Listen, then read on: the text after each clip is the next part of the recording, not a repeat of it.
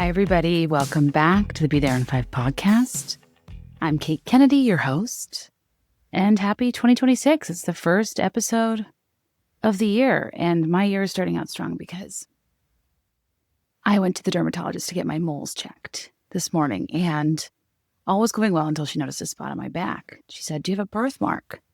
I said, "Well, I do, but it's on my stomach." It's actually called a cafe au lait. Very charming way to say a discolored splotch on your stomach that looks like the state of Ohio, almost geographically to a T. That when pregnant was more of a Greenland, cartographically speaking. Anyway, I was like, "No, I don't have a birthmark on my back." She's like, "There's like really dark like mark on your back." And she gets out her little thing when you're getting your moles checked, like her microscope. Like, wasn't saying anything. I was like, "Well, fuck, this is the end, you know?" Then she gets a tissue and like kind of lightly pats at it, and the birthmark / lethal mole does come off my body. And it is then I realized I fell asleep while eating a bag of chocolate-covered bananas. And I had an early morning appointment, and I just changed really fast and went. And the chocolate was scattered across my back. And what are the odds of having a mole check appointment and doing something the night before that's like pretty, like not something I run into often? Well, I say that, but I told you guys the bed soup story, so it does make my mattress sound like a who's who of late night snacks past, but I assure you it's not. But yeah, what are the odds I'm getting my mole checked? I hadn't in a couple years, which you should go over here. Don't do as I say, not as I do. And that, yeah, the night before, I fell asleep on something brown that left a bunch of mole-like speckles on my back, profoundly confusing this dermatologist. Silver lining, got myself some tretinoin. I don't know what it is. I don't know what it does, but I'm not entering 2026 trying to be a better me on the inside. God, no. We go through enough. We've done enough. We are enough, but I do want my forehead to shine like the top of the Chrysler building. So that's my deep and meaningful New Year's resolution. The beginning of the year is my favorite for snark follow. I don't get a lot of fitness content. I get a lot of manifesting babe content. The captions are just so good. 2026 is my year. I'm claiming it. If you are not vibrating at my frequency, hit unfollow. That makes me want to click follow. I feed off of the tough love that the reason I don't have the walk-in closet with the marble island of my dreams is because I don't want it bad enough, and I need to release my scarcity mindset. It's really motivating. In some ways, I can be woo-woo and I want to be, but the way some of these people talk lately, a lot of people have been quantum leaping. What? Maybe they're in receiving mode, and they're divine feminine, whatever the fuck that means, or the living the soft life, which I like how that sounds. I tend to like softer things than hard, which is not what she said. But yeah, just a friendly reminder that, if 2026 isn't your year yet, 1 week in, it's your fault. The rent isn't high and the late stage capitalism, wages aren't stagnant and the housing crisis isn't nigh. You've got limiting beliefs, toots. Because you're not journaling hard enough. It's because you wrote, "I want to be financially stable" in said journal instead of "I am financially abundant." Like, that's your problem, gang. So today's episode, you might be a bit confused if you look at the description, because this is actually from the archives that went on Patreon and was never on main feed. That is one of my favorite crowdsourced episodes. And I feel like it just kind of got lost, and it's a personal favorite. And I wanted to unpaywall it and share it today. Kelly and I crowdsource about dumb lies Beth's told as kids, whether, pretending your hair turned strawberry blonde in the summer or faking that you had an older sibling who lived in the attic or what. There were multiple lies people told that were the exact same that I thought were funny when I did it on Instagram several years ago. And then we made this episode, and I don't know why it was only on Patreon. And it might be because we're kind of slap happy and unserious, which is kind of what can make paywalled content fun sometimes. So yeah, fair warning, Kelly and I are 4 years younger, none the wiser on this. But I think it's just a really fun episode that's kind of a nostalgia bonanza that's chaotic and heartwarming, and exactly why I do this show filled with your stories. I think it's always fun to look back on the crazy things we did as kids. It maybe helps you soften your lens as a parent, or understand that not everything your kids do is a referendum on their ultimate character, but they're kind of, a lot of times people were lying to be empathetic or to connect with somebody or to reveal something that they wanted but couldn't communicate it, or I don't know. I really liked this topic and thought it was a fun one to revisit because 95% of you haven't heard this episode, so it's effectively a new one. But also the reason I'm uncovering episodes like this from the archives that I feel are quintessential BTI 5 yet have gotten buried is because I actually am going to be taking a break for the next, I don't know, I actually don't know, like 6-7 weeks. I'm going to be in the meantime releasing either paywalled content most of you haven't heard or kind of like director's cut mashups of interesting stories behind episodes or most popular episodes. So if you're new here, you can get caught up, but to kind of revisit some podcast history because we're like going on 9 years deep at this point.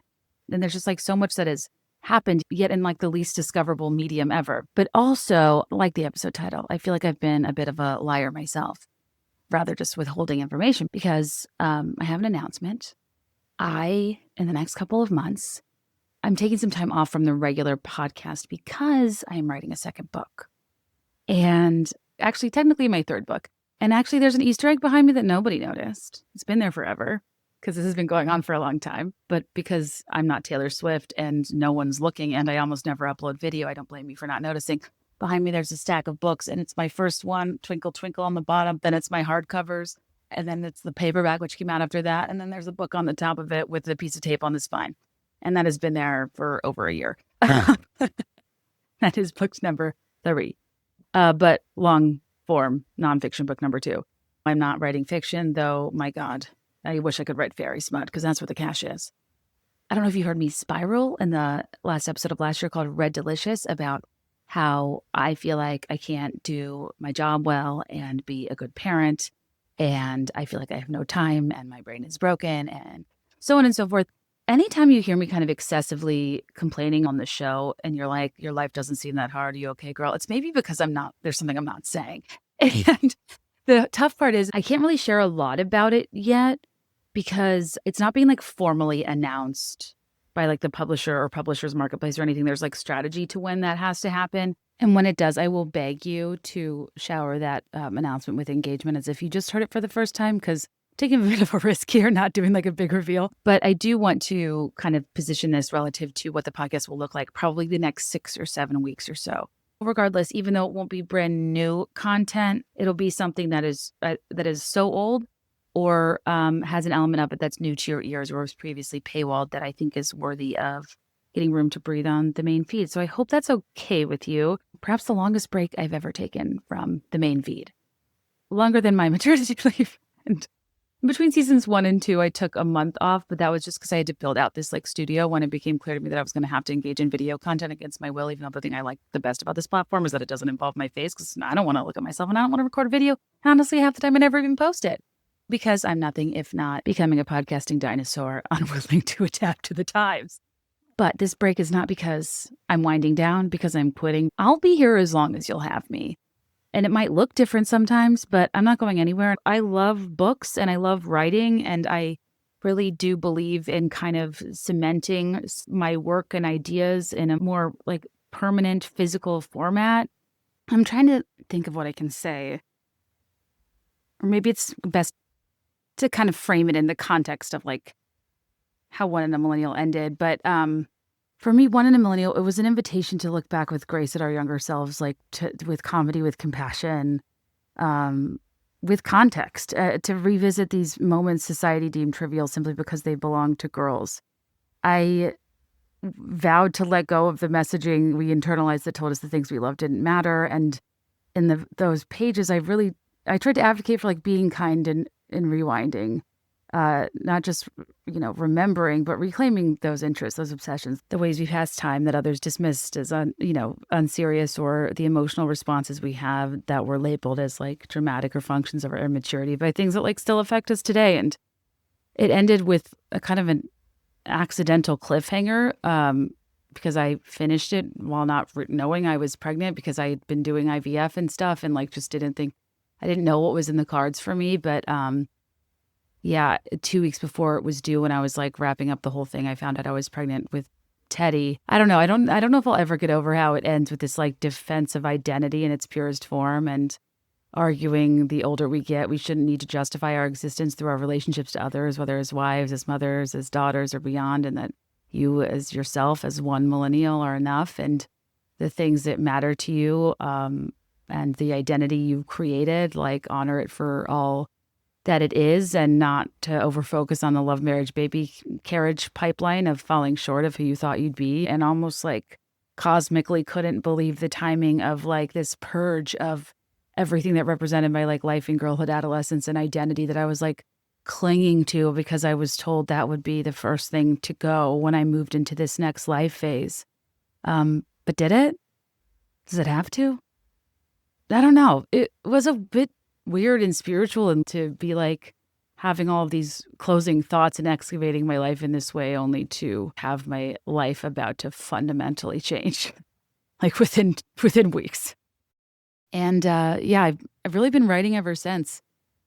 I almost feel like One in a Millennial was a book about a person trying to figure out who they were by looking back at where they'd been. And this is a book about a person who finally knows who they are but has no idea what they're doing. And that comes with like a whole other subset of thoughts and theories and pop culture phenomena and nostalgia and current day stuff that I similarly want to analyze like compassionately, comedically, and provide context for. And I guess the difference is this is me writing more in real time and not in hindsight. So for what it lacks in resolve, it might deliver in more candor without that rosy retrospect. I don't know. But before anyone panics, it's not like a parenting book. I don't know shit about parenting. It's more so about like womanhood. And yeah, motherhood's a part of like my personal narrative in that regard. But it's not just that. It's similarly like a combination of personal narrative and pop culture exploration and research and a lot of what One in a Millennial was, but just slightly different, slightly updated. And I'll tell you more as soon as I can. It's just not my choice. Ultimately, it's the publisher's. A lot of it could still change. So I need to be vague. Like I've changed the direction of it in my head like a million times. That's why it's like so weird to say this premature. It's like is premature and it's not because it's like kind of due soon. But I don't know, you guys. It's fun to talk about because I don't really get to talk about it. It is interesting to kind of look back on like how I wrote One in a Millennial like it would be my last. Because it very well could have been. I just didn't know how it would be received. And I know my style is not for everybody. It was almost like I'd said everything I needed to say. And then when I found out I was pregnant and was looking ahead at so much uncertainty in that moment, I knew I'd have more to say. And I made a last minute decision to include that epilogue, like telling the audience. I found out I was pregnant 2 weeks before the book was due. And I wrote the last chapter like it was a Real Housewives episode kind of. And I wanted the epilogue to read as like the text on the screen, like with an update of where the cast is now. And yeah, I'm grateful that my publisher, St. Martin's, and my editor, Sally, believes in what I have to say and has from the beginning when there really was no proof that this was a viable concept beyond an idea. And it's really exciting. And I also really think and hope I've sharpened my saw quite a bit. Like if I could redo One in a Millennial, I'd redo a lot of it because it was my first time writing a book in that format and it was kind of new to the job. And I hope to, yeah, be a little bit more sharp in my delivery this time and organized, though maybe that's wishful thinking. And you know what's funny? I was looking the other day. My editor gave me like a framed thing for my office of like the New York Times bestseller list I was on.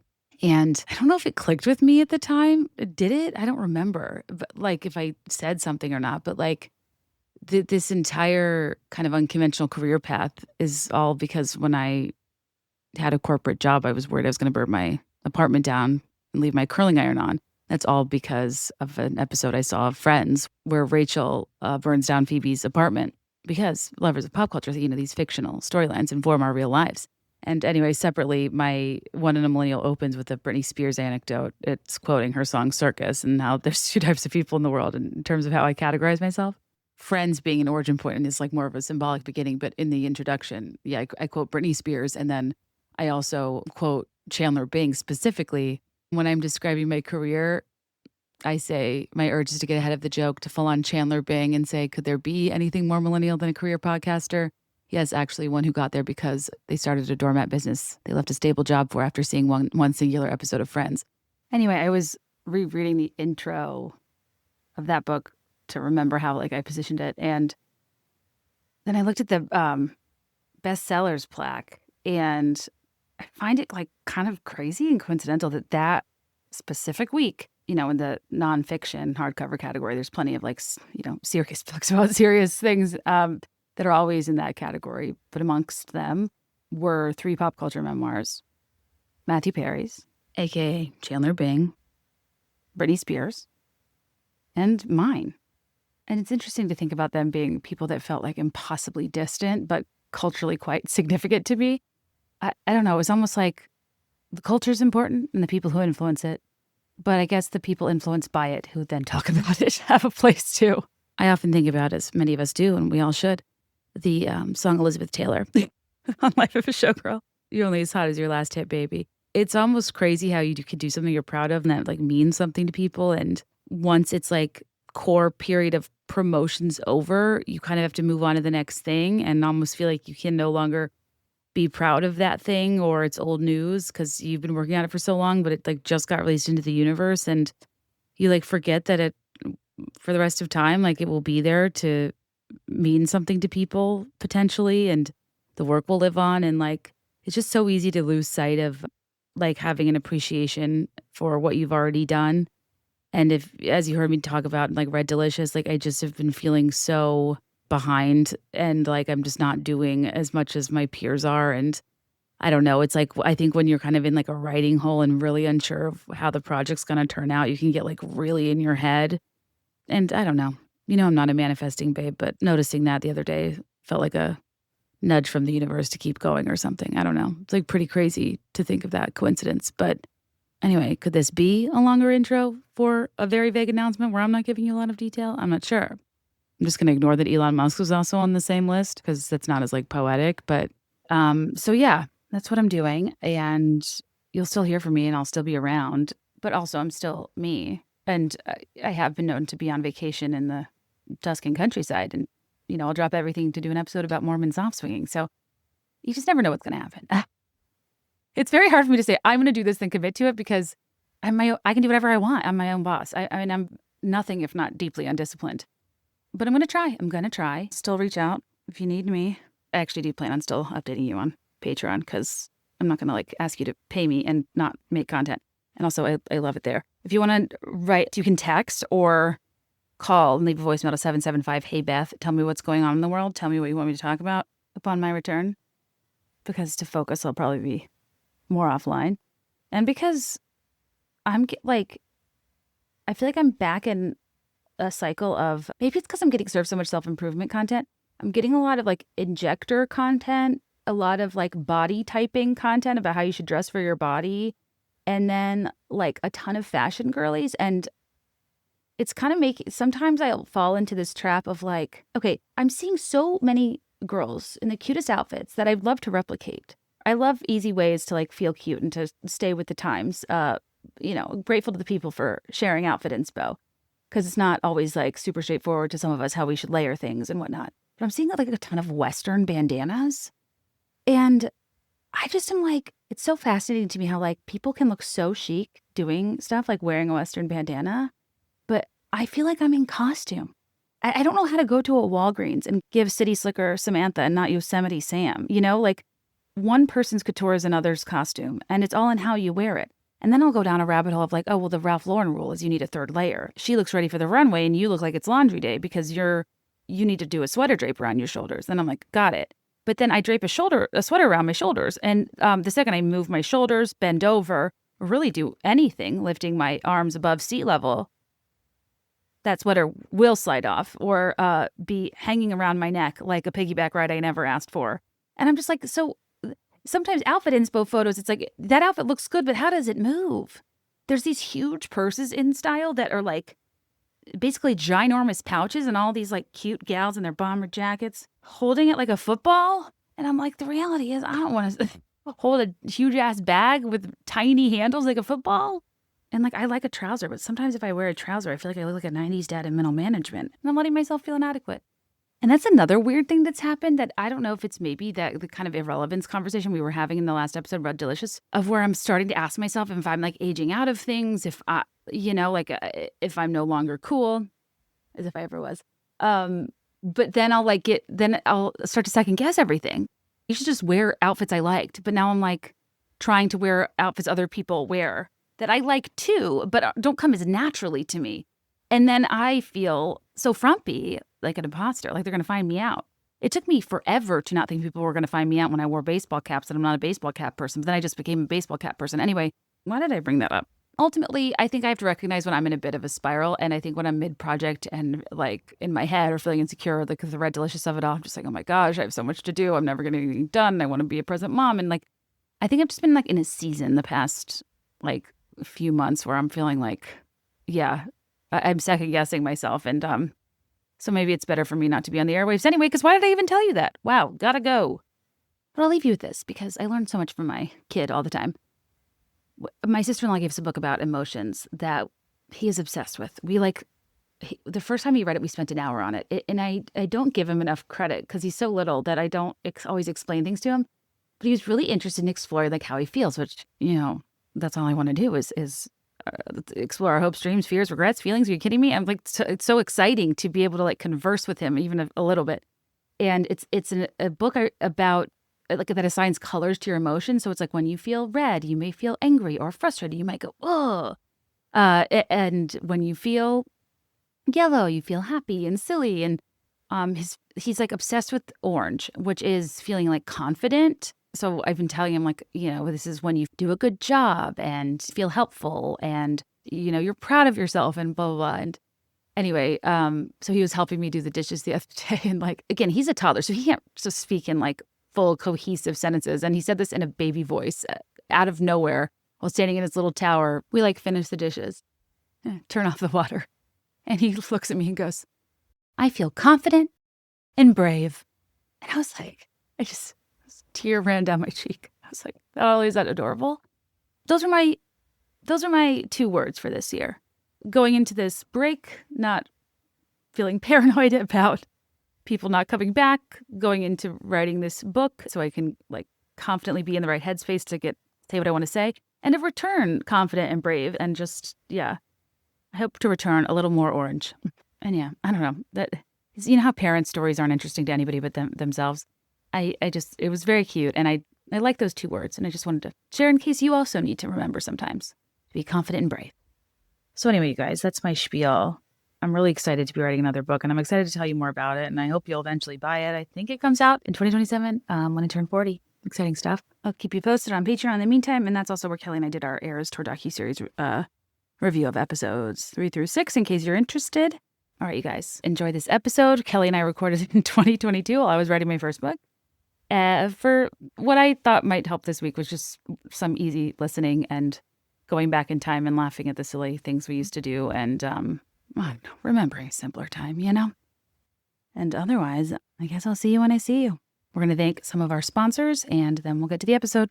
This episode is brought to you by Hungry Root, and this episode quite literally started with Hungry Root because I just realized the chocolate that I fell asleep atop of that the dermatologist found, those chocolate-covered bananas were sent to me courtesy of Hungry Root because Hungry Root knows me, understands me, and because Hungry Root learns what you like and recommends groceries to fill your cart, they, sent me a treat that I liked so much. I went downstairs and got it to eat it in bed, even though I was dead tired and fell asleep on it before I could consume it. Hungry Root plans all my groceries for the week. It fills my cart. It delivers everything I'll need to eat healthy every day, all while fitting in whatever goals or dietary needs and whatever budget my family has. This week I was sent delightful chicken burgers with pesto on a pretzel bun, a ribeye steak with a mushroom sauce. I had a delightful kale salad with some chicken. They always send simple enough recipes for somebody like me because what I need is something to simplify my life.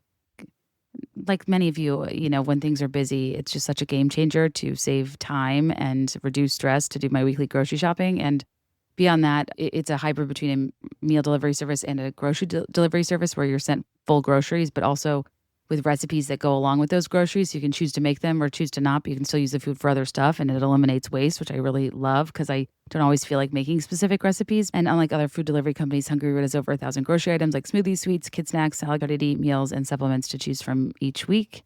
You're going to love Hungry Root as much as I do. For a limited time, get 40% off your first box, plus get a free item in every box for life. Go to hungryroot.com/BeThereIn5 and use code BeThereIn5. That's hungryroot.com/BeThereIn5, code BeThereIn5 to get 40% off your first box and a free item of your choice for life. This episode is sponsored by Liquid IV. I'm so excited Liquid IV is back on the podcast. It's very appropriate because sure, new year, new you maybe, and you are going to work out and need to hydrate and get your electrolytes in post workout or in your travels or wherever you may be. But also, when I'm doing the opposite of exercising, when I'm in a riding cave, nothing is more important than hydration, I've learned. And sometimes when you're in the middle of something like trying to power through a late night, you can like put that last. But the tear, pour, and enjoy of it all of Liquid IV always reminds me to take a pause, to hydrate myself. Even though I'm a water truther and I'm never going to drink more water than I absolutely have to, the glory of Liquid IV is that just one stick and 16 ounces of water hydrates better than water alone. So like my water's working harder to hydrate me and I don't have to like drink an excessive amount. And it's powered by Liquid IV Hydroscience, an optimized ratio of electrolytes, essential vitamins, and clinically tested nutrients that turn ordinary water into extraordinary hydration. It's like world renowned as a hydration solution. I feel like this is a household name brand at this point because it's just like that superior of a product. They have so many good flavors from lemon lime to passion fruit and beyond. Like I love the guava one. My husband loves the green tea. We're also big fans of the sugar-free version. And as a longtime lover of like sugary sports drinks, I just thoroughly appreciate that Liquid IV hydrates you with 3 times the electrolytes of leading sports drinks and has like delicious sugar-free options and always non-GMO, vegan, gluten-free, dairy-free, and soy-free. Rehydrate with better hydration from Liquid IV. Tear, pour, live more. Go to liquidiv.com and get 20% off your first order with code BeThereIn5 at checkout. That's 20% off your first order with code BeThereIn5 at liquidiv.com.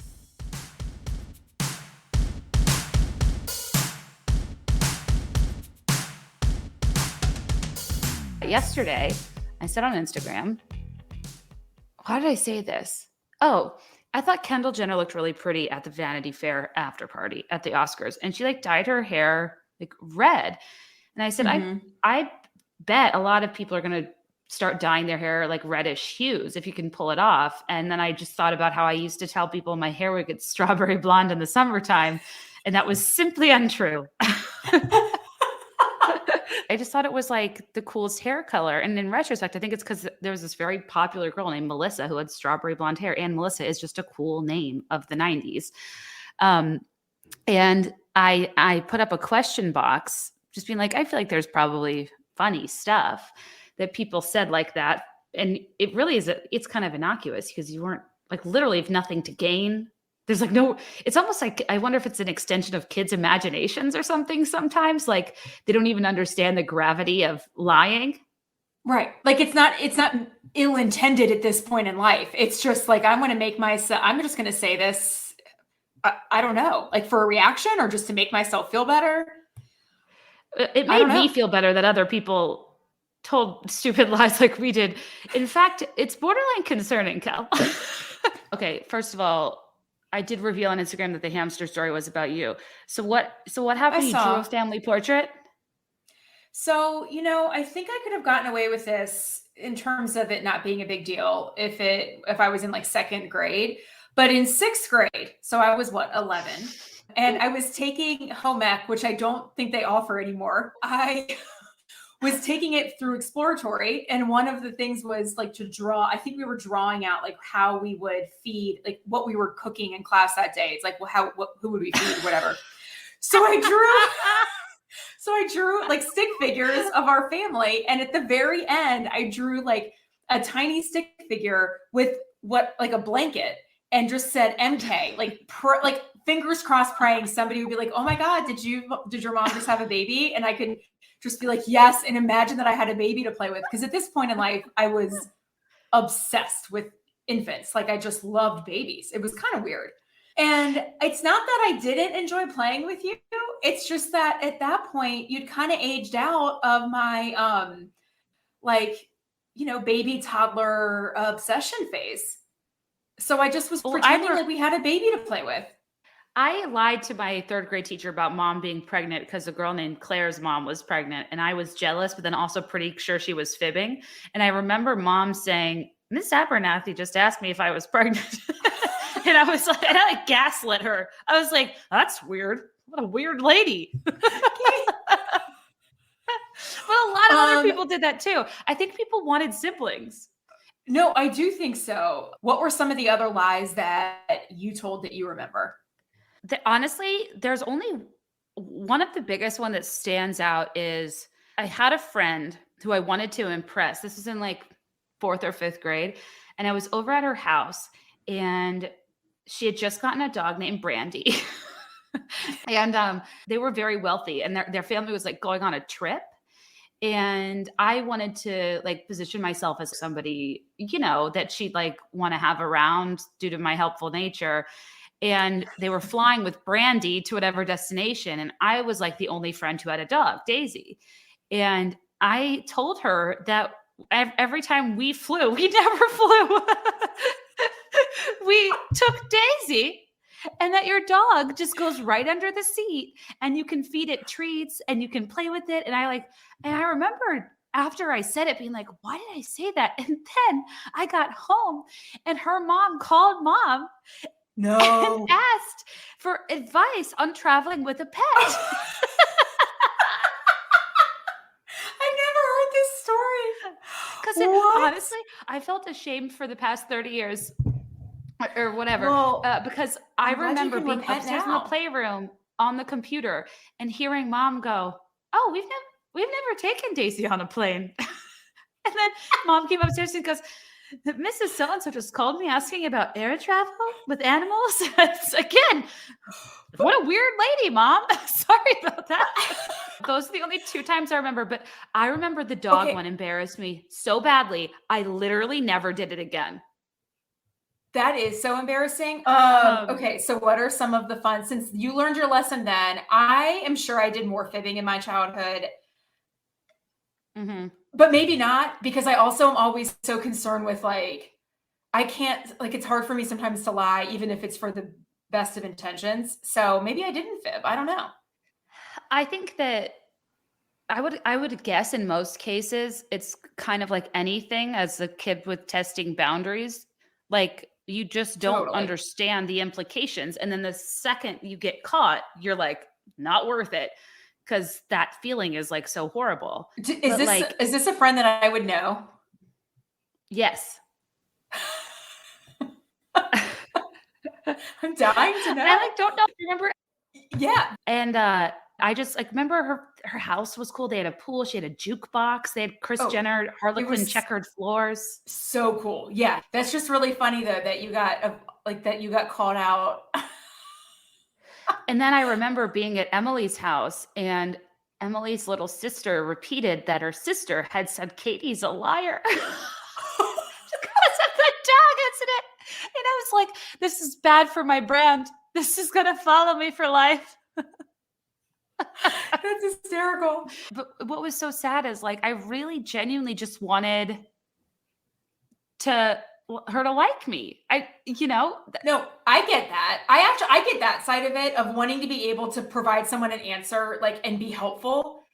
Oh, I mean, you wanted to do this, but didn't. Literally no less than 500 people faked eye exams to get glasses. But I mean, what's a Samantha to do when she wants to be a Molly? Truly. You wanted glasses really bad. I, to this day, have never had an eye test. I probably should have one, but I've always wanted glasses, but I've never had bad vision, which I shouldn't complain about, because you will always say, what was your comparison? If there was the apocalypse, you wouldn't be able to see if I would you didn't perish. have contacts, which is what I never think about that though. Vision is never a factor in my life, which every time is a good thing. Somebody has 20/20 vision, I think, you're one of the chosen ones. I think that's a survival of the fittest thing. Oh, yeah, because I'm definitely going to be the one to survive. Yeah. There's one bug, I'm out. I related to this, and I have tangible examples, people writing in their own yearbook, so it looks like they have more signatures. Just sad. For sure. I think, I wanted, it's like that's a physical, the blank spaces were just too glaring. Even before people were signing, I wanted it to seem like I had signatures, so it didn't look like nobody had signed it. Right. And I can't tell you the last time that I opened up a yearbook to look at who signed my yearbook, but in the moment, it was the most important thing that I could have ever had done, was getting, oh my God, as many people to sign said yearbook. And now it makes me want to go dig up that box and see who signed it, who didn't. I think in 8th grade, maybe Alex said I was a hottie, and I still probably think about that once a month. It meant a lot to me. Right. I just wanted compliments. Hey, I get it. This made me laugh because I was like, yeah, there really is a funny, very innocent obsession with like socioeconomic statuses in your youth where you kind of Yes. obsess over money or how much money people have or how big your house is or whatever. And several people said they would lie about how many stories their house was and count the crawl space and the attic and or the like split level stair landings. Oh my gosh. Like our Airbnb that we stayed in Richmond. Like they would have What was counted that as that? 4 floors. Exactly. I think a lot of people had houses like that and it would make them sound like mansions, but they were kind of like 70s ranch style.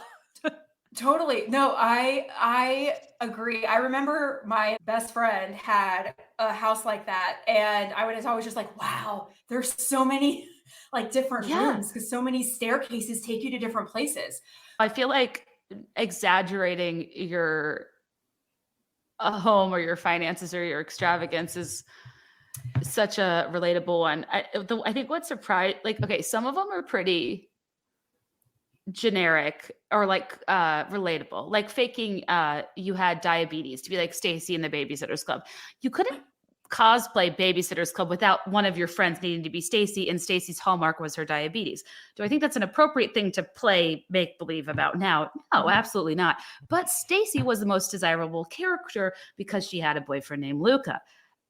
I always wanted the person with a boyfriend, but if it came, with the insulin issue, I actually got quite educated about diabetes. And I remember playing that with friends, which is just like such a weird thing to play with friends. Did you not do that? No. Oh, No. you were the actual babysitter. I just was a fan of the BSC. Yes. I was too busy, making up my own baby relatives and doing all kinds of babysitting to, I guess, play the role of Read Stacey the Anna in the Martin books. Okay, there's some like told my friends I swam across the entire ocean in first grade. Relatable. I wore a ring on my left hand and told people I was married. At what age? Elementary school. It's funny though when you think about doing that in elementary school because, like, again, the best who have no would long ever game. believe that? That's what's funny. Exactly. There's no long game here, or thought put into it. Or thought put into it. Like, I mean, these are so bad. Like, I told my teacher. I told my teacher my twin died in a fire. Like, it's so strange. but that never happened. That would warrant a call don't have a twin. home. What? That would warrant a call home. Like, imagine that call from a teacher. Like, well, yeah. And like, it's just interesting hearing these from people that are like otherwise well-adjusted. It's like, I don't know. I just made shit up. Like, some of them are funny. Like, telling people I had naturally curly hair after I slept in 4 wet French braids with mousse, or getting a perm and then telling people it was my natural hair, or like, getting a haircut and it was professionally styled and telling people you did it yourself. Like, you just wanted to take credit or have like something interesting about you. Or like, there was a few that I think were funny, and I remember people saying like, yeah, my eyes change from like blue to gray depending on the day. And like, what? Oh wait, eye color change is a big thing, I think. Especially when colored contacts. I think it's just came out. lighting. No, I mean the lies about the eye color change. Like people that would put in colored contacts and be like, "Oh no, they just look like this some days." But like, it's a completely different color. I spent 1 year in green colored contacts, and I don't know that I would correct people when they would compliment my eyes. What was I gonna say? Oh, it's fake. Why do I? If somebody compliments my hair, I don't say, "Oh, it's highlighted." I'm just like, "Thanks." Oh, I always talk about the last time I got it done. That's one way to go about it, Cal. True. Okay, some of my favorite ones too are the ones that like really throw the parents under the bus in ways they didn't realize. Told everyone at school my mom did drugs because she smoked cigarettes. Told people my dad was a drug dealer. He was in pharmaceutical sales. Told my classmates my parents were getting a divorce to fit in. They weren't. People did that because you wanted to relate to your friends. To relate. Nobody. I honestly think these are early stages of female empaths not knowing what to do when they're trying to be there for somebody. Like when this person specifically asked during prayer requests for prayers for her friend that died. And her friend's name was Jean Benet. No. We all feel like her friend. Was she trying to put up the facade that Jean Benet was her actual friend? Or that she just... I would feel weirder about this if there weren't so many people that had to do with lying about someone they know dying. But kids are fascinated because they don't get it. I think that's what it is. Can you imagine ever lying about something like that? Maybe. I can't imagine lying now about traveling with animals, so I don't know. Okay, I'm going to read you a list. One of the other ones that a person that really, like there was a few that just made their parents look bad. Like I have a twin brother, but my mom only wanted girls, so my brother lives with someone else. I told my class my mom was leaving my dad for Mark Summers from Double Dare. That is so specific. He was cute. He was so cute, but like, in what? Oh my God, this person said, I lied and said my uncle was Mark Summers from Double Dare. Was there an obsession with Mark Summers? I don't remember. I remember Summer Sanders from Figure It Out. Oh, she was so pretty. 3 people said Bill Nye was their uncle to impress their science class. 3. And uncle. I actually do remember we went to the Richmond Coliseum once to see Double Dare live. Did we as a family? Yeah. I went? Yeah. I'll have to fact check with mom and dad. But I don't know. Maybe keep it on the DL in case mom wanted to leave. Run away with Mark. Run away with Mark Summers. This is so specific, but like I relate to this. This person said they would say they were sick because they liked the old plastic thermometers with the color changing dots. And I love those thermometers. You know, the really thin, fragile ones? Oh my gosh, yes. I can like feel the glass on my teeth. I remember feeling like it was satisfying, like watching the mercury. Okay, there's so many older brother ones. Said I had an older brother named Michael. Said I had an older brother that lived in the attic. Said I had an older brother that wasn't around much because he was always out on dates. Said I had an older brother named Evan who played tennis for UCLA. I'm an only child. Said my older brother was Mark Summers from Double Dare. No. Why are there so many Mark Summers references? I haven't thought about this man since the 90s. I don't understand. A lot of people lied about having their ears pierced, but they were wearing those stick-on earrings. Remember those like gelatin stickers? Oh my gosh, yes. I was obsessed with those sticker earrings. Me too. And they would, I feel like when I wanted to pretend I had pierced ears, I'd use clip-ons because I could sniff out the stick-on ones in a second. They always fell off and they had that silver metallic backing. They really did. My cousin lied about their countertop, saying it was granite when it wasn't. They really started young with counterculture. I was going to say, that sounds like something I might lie about. My friend told me she fell off a tree and her period started. You know what, though? I bet there were so many stories that people made up about that. Like, just, yeah. This person's name is Kate. She told everyone she had multiple brothers and sisters and that her real name was Fiona. It's just so random. A lot of people had to course correct when they said they were allergic to peanut butter for attention, but like didn't understand the implications. Oh, so interesting.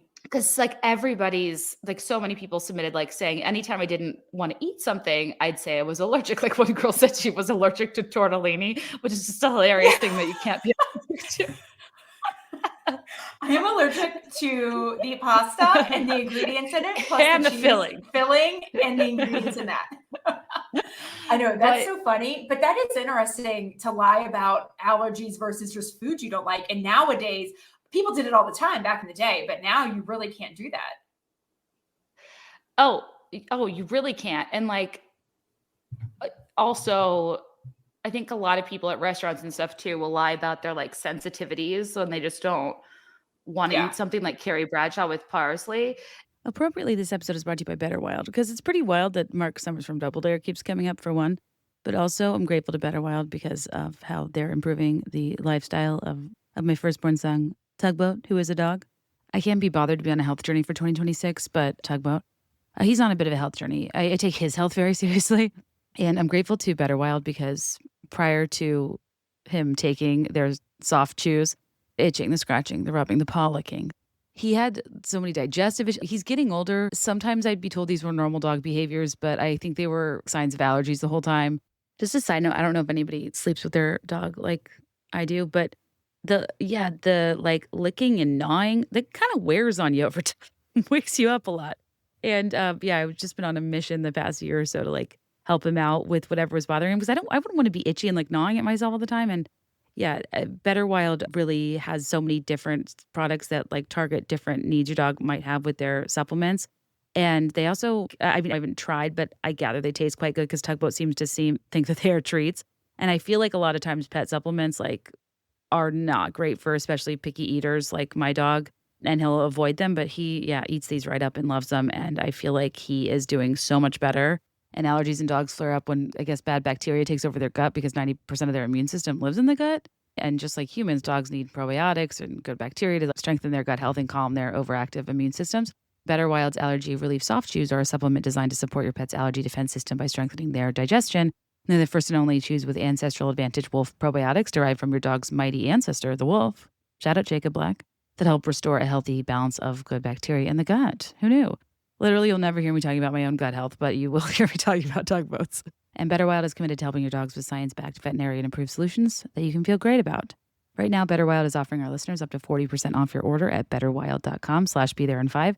That's betterwild.com/BeThereIn5 for 40% off your order. betterwild.com/BeThereIn5. This episode is brought to you by Cozy Earth. And I've told you guys before, I think that starting the year with like discipline and deprivation just isn't my vibe. I believe in using January for rest and restoration and relaxing after kind of a hectic holiday season. And I do so in my Cozy Earth bedding, and I wish you would as well. And I'm kind of laughing because this copy has promo for Cozy Earth's Baja bedding set. But like I already bought it and I didn't even know I was supposed to have to talk about it. I just, again, spend far too much money there because I love their stuff, and having like cozy plush hotel beds. Like hardly any of my home is decorated, but the beds in my home are elite. And that's thanks to Cozy Earth. Their Baja bedding set is their first collection to have a complete matching set, from sheets to a duvet cover to the matching quilt and coverlet, inspired by the serene colors and textures of the Baja California landscape. It's like a elegant, lively blend of texture and pattern with a reversible design and like a very timeless colorway. I always feel cool when I use the word colorway. And it's, just like a perfect set to create a resort-inspired haven at your home. And they also have amazing like luxe bath towels I don't feel like I talk about enough. They're just like impossibly soft, plush, crafted with a unique blend of cotton and their signature viscose from bamboo that their sheets and their PJs and everything are made out of. And the towels feel like a gentle hug essentially, but they also dry you off quickly and efficiently, which is, an important function of a towel.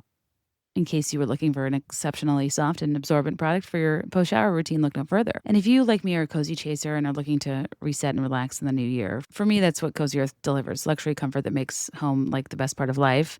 And they have a 100-night sleep trial to try them out. If you don't love them, return them hassle-free. And they also have a 10-year warranty.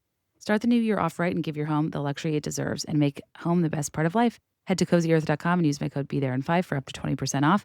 And if you get a post-purchase survey, be sure to mention you heard about Cozy Earth right here. Refresh your routines with comfort that makes every day feel like a new year. What also made me laugh are the people that said like that didn't do enough research.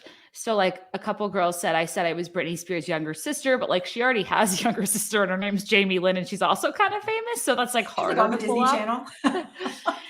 Somebody said, I told everyone my brother was Aaron Carter, but didn't know who Nick Carter was, who was more famous. So people would be like, so you're Nick Carter's sister? And then she'd be like, just Aaron. There was one that was, this is, okay, I thought this was such a funny specific thing that people would lie about being a flower girl in like their uncle or cousin's wedding. I wanted to be a flower girl or a junior bridesmaid so effing bad, Kelly. So bad. What it a weird... It looked like the coolest job. Like whenever you'd hear that people were traveling to go be a flower girl in a wedding, you were like, oh.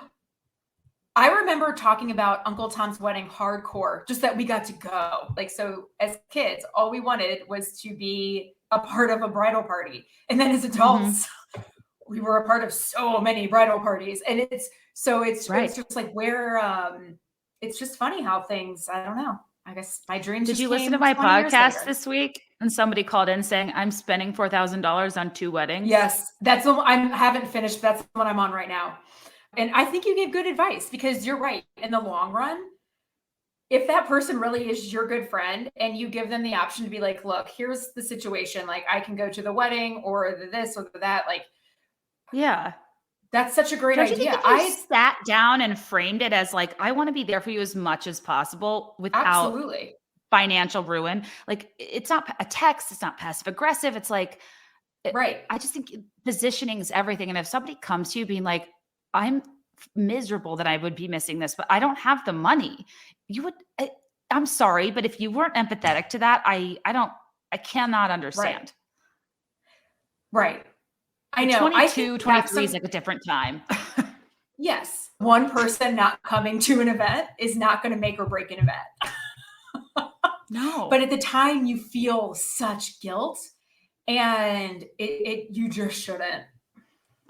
Now that I think about it, Kelly, maybe I get out of these things scot-free because I kind of bring the group down. Like if you want to have a party, like if you want to have a deep convo, I'm your gal. If you want to dance on tables in Tulum, I don't think you'd even need me there.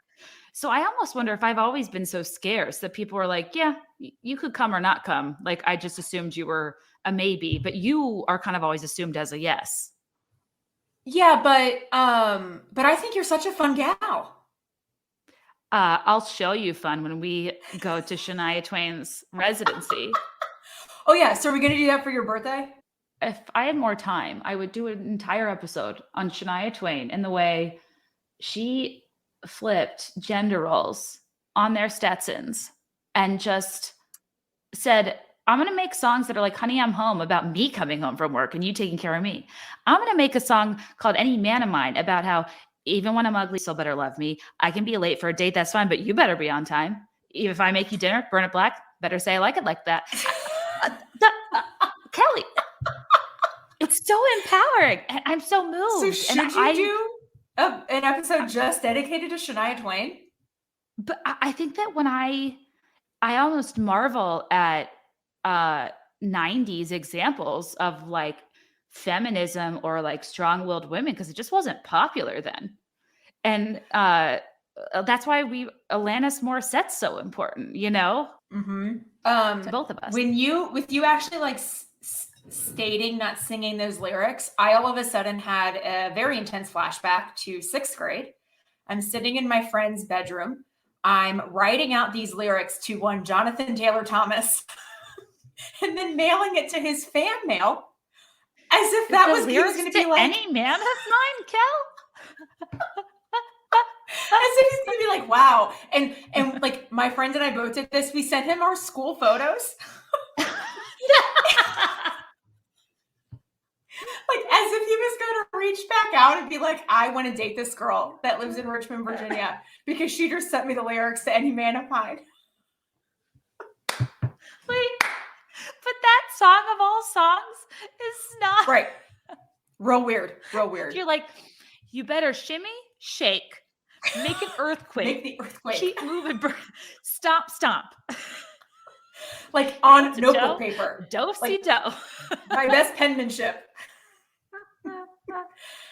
strange. I So I guess I do owe it to Shania. I mean, he did not write back, which, but what can you do? I mean, if you had yet to find somebody that made you feel like a fine treating, heart beating, breathtaking, earthquake and kind, then what's a girl to do? Kelly, that's really cute. And JTT was everything. I think often about that movie where he teamed up with, wasn't it him, Devin Sawa, and Zachary Ty Bryan? Zachary Ty Bryan was his brother on Home Improvement. Oh, you're right. There was something in but that I era do feel too like with there three was names. there was a heartthrob movie. I wonder what was it? Oh, I think it was called Wild America. Let me look it up really fast. It was something about, oh, this guy kind of went unnoticed. Yeah, it was Jonathan Taylor Thomas, Devin Sawa, and Scott Bairstow, Wild America, which is different from Tom and Huck. I remember the movie. I remember seeing the movie. I don't remember the details. I do not remember who this third guy is, though. Tom and Huck was Jonathan Taylor Thomas and Brad Renfro. That's right. Wow. Tom and Huck was whatever. Anyway, I'm sorry he didn't respond though, Kelly. That's tough. It's okay. You were big into Home Improvement Core. I can still watch Home Improvement. I thought that show was so funny. I don't know why. I just loved the show. Also, yes, loved Family Matters, would always sing along. And then I did really love Columbo and Unsolved Mysteries. And that really is where my true crime stuff started. I was like doing a little bit of a dive into Family Matters because I was like, God, this show was heartwarming and sweet, and I loved Laura Winslow, and I totally forgot like what a '90s trope it was to, it's kind of like, oh, what was his name, Ross and Russ, to have like a unrelated twin, and then Laura dated Stefan, like the hot version of Steve. Yeah, totally. I know. But that happened a lot in '90s shows. I feel like you were Full House. You also like Family Matters though. I loved Full House, Family Matters, Wonder Years. Well, if we're talking Nick at Night, I was Wonder Years, Brady Bunch, Facts of Life. Family Matters eventually moved over. Yes, I loved Blair because she was like hot, fun fashion girl. That was always those are the people I was looking for. I think my earliest days I dabbled in Clarissa Explains It All, who was then replaced by Alex Mack, who did get hit by that nuclear plant. It happens. I mean, one does form into a puddle upon feeling anxiety. So, but when I was thinking of because I was always drawn to kind of the Cher Horowitz types, like the fashion-y, fun girls. And I remember you watched a lot of Fresh Prince of Bel-Air, and I remember loving Hillary Banks. Oh, yeah, that tracks. Because she would say she would I remember one scene where she was talking to Tatiana Ali, and she was like, there's plenty of men in the sea. And then Tatiana was like, it's fish in the sea. And she was like, no, fish can't afford yachts. And I was like, yes. I was like 8. These people influence us. Like when Grandma Jean took you to the country club and you were like, yep, this is for me. Never looked back, Kel. Never looked back. That's so interesting. Now, okay, Clarissa Explains It All, but how far later was Sabrina? Because wasn't that also... Or 95, 96, and Clarissa was like 91. Interesting. Okay. I can't remember. Clarissa introduced a trope that was also in Saved by the Bell and some other movies and TV shows where it was normalized for young women who were minors to assume that a dude could climb into your window if they BYO equipment. Remember Zach would climb in Jesse's window? And Sam would climb in Clarissa's. Yeah, and they did that in Boy Meets World. Mm-hmm. But it was more Sean that would climb in Corey's window. Not so much Topanga. Is safer, but still. Yeah, but in my head, I remember being like, I'm so mad at mom and dad. Like, why don't I have a window that's easily that you can climb into, you know? Well, both of our rooms were on a half porch roof, Mhm. and you used to sit on it. Yeah. I wanted I to really bad, but I was too scared. Well, I think that was my way of rebelling, of, like, me running Oh, away, you're but I wouldn't wild. actually go anywhere. I was like, I again, was mad that nobody could climb up to my window because if they could have, I just know there would have been so many men lined up to be like, "Hey, oh, Kelly, obvious. Take a number. like just take a number. Come on, I'm with someone." But darn. Well, you had the cooler room though, because what I came to learn was that there was this real fixation with attics. So Mhm. people would say they had a twin brother, but every time their friends came over, they were in the attic. They had a brother in the attic, that they had something magical in their attic. Um, I don't know what it is with peak attic culture, but I think people were fascinated by spaces in the house they maybe weren't allowed into all the time. And then TV shows would like use that as the like a magical portal of sorts. And I remember thinking it was really cool that your closet went to the attic. Right. Well, because when you think about Full House, that their version of an attic, which I don't even know how they got away with that because it was its own A full family of four. truly. It makes no sense. But no, I would rarely go to the attic other than like I would The sneak costume box. the costume box and the remember the black and white TV with the antenna? Oh yeah. We didn't like there were certain times you weren't allowed to watch TV and I would be like, this was in high school. And I would like sneak the little black and white TV down and put the antenna up to watch Friends. Okay, you and our brother would often sneak the TV I think it was just one of mom and dad's old ones. I have no idea. because they did not like Friends. I do remember that. Right. So, again, such a rebel. Sorry, mom. You're wild, Cal. I know. But you're also trapped in there But because of those everybody beads. was talking about it at school. And I was like, oh yeah, and I was trapped because of my beads. Anyways. Our poor mom, Did like, I don't think you she remembers half the stuff I talk about on the podcast. She was like, I have no memory of on the Disney when I was talking about She's All That. Mom was like, Oh, I do not remember that. And I was like, I'm like, that's like one of the only times I remember us fighting. But that just goes to show the things that that's so are crazy. Yeah. significant to your kids are probably not significant to you. Because to me, that meant I'm going to be left out of this dialogue for weeks, Right. like Friends. Right. Well, and I remember because the last season was my senior year. And again, it was just like the big thing. And so I just felt like I had to be in the know. Random Hmm. thought, semi adjacent to that. I had this thought last night when I was watching This Is Us. And they do this sometimes, but the last 3 weeks, each episode starts out with the same like flashback. But then the way they Okay. tell the story as an adult is that individual child's version of the exact same thing. Does that make sense? And you and I have talked about Mm. that, how it's like this experience of the kids at the pool meant three different things to all three kids because it's their interpretation of how they Yes. talked about. And I was like, oh wait, that's what we talk about because we live in the same household but have such different memories and versions of stuff that happened. Like, how do you remember stuff went down when we got caught flushing paper towels down the toilet? It was the first and only time I ever heard dad cuss. Really? I didn't see. I don't remember that. He Which said damn word? it. He said damn it. And I was like, I remember being like, oh my God. Ruin the septic system and it only got a damn it? I can't imagine what I would say. But I remember the water pouring out. See, That's all.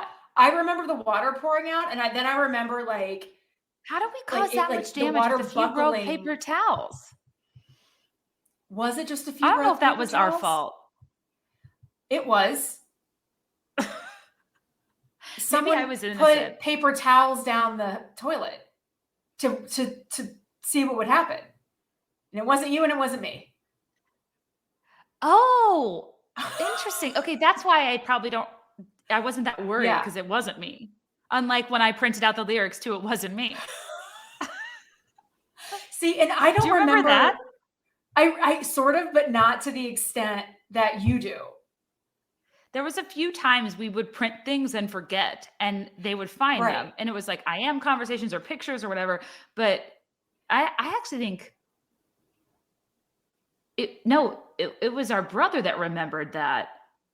And then when he Yeah. like last summer, and I was like, oh, that was definitely me. But it's just funny that the song title is my alibi. Right. Like, what is this? It wasn't me. He Well, it's funny when you were reading the YM stuff or whichever magazine that was. I told you I had, and I texted Monica to confirm. We both said we wish we would have saved the stories that we wrote. We would make up stories to send into YM to get on those say anything columns, like Yeah.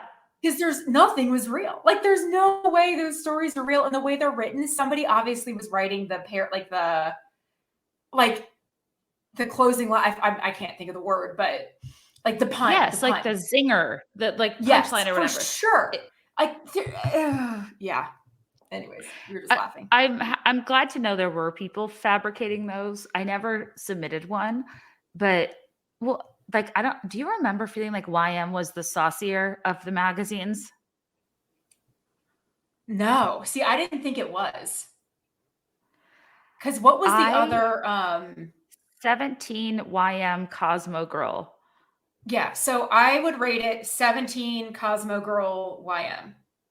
What? Yeah, from my memory. Interesting. One of the only other fights I remember getting in with mom was, remember when grandpa would have us at his house when we were 12? Oh So yeah, mom came for the tail end of my trip, and I think grandpa had taken me to the bookstore. So I used the sitch to my advantage because he doesn't know what YM is. And I bought the Britney Spears YM where she was in this like bath of diamonds in the Lucky era. And it had some juicy stuff in it. And I was thrilled. And she found it like under my pillow or something in grandpa's room with the two twin beds. And she was so mad. no, I don't. That's funny. But I think we got in trouble so little. I think I remember every time. Yeah. Like, don't you feel like we really, all things considered, didn't get in trouble that much? I mean, No. also we have different versions. Yeah. No. I think in my head I always thought I was going to get in trouble, but times that I actually got in Oh, trouble was like once. right. The big ones as a group were the paper towels, and I think we were in Topsail, and mom and dad went on a date, and we scraped the popcorn off the popcorn ceiling. Off the ceiling. Yeah. Yeah. Yeah. Oh, I know. Someone stabbed a soda can and the soda went everywhere. And then I think we were trying to clean it up. And as a result, we were scraping the popcorn off the ceiling, which then went all over the bedspread and floor. And yeah. Oh, that's interesting. All I remember is thinking like you or our brother, we were jumping from queen bed to queen bed. To bed. And if you scraped this popcorn ceiling, it would like snow. Yeah. I just remember trying to make it snow. I don't remember the soda.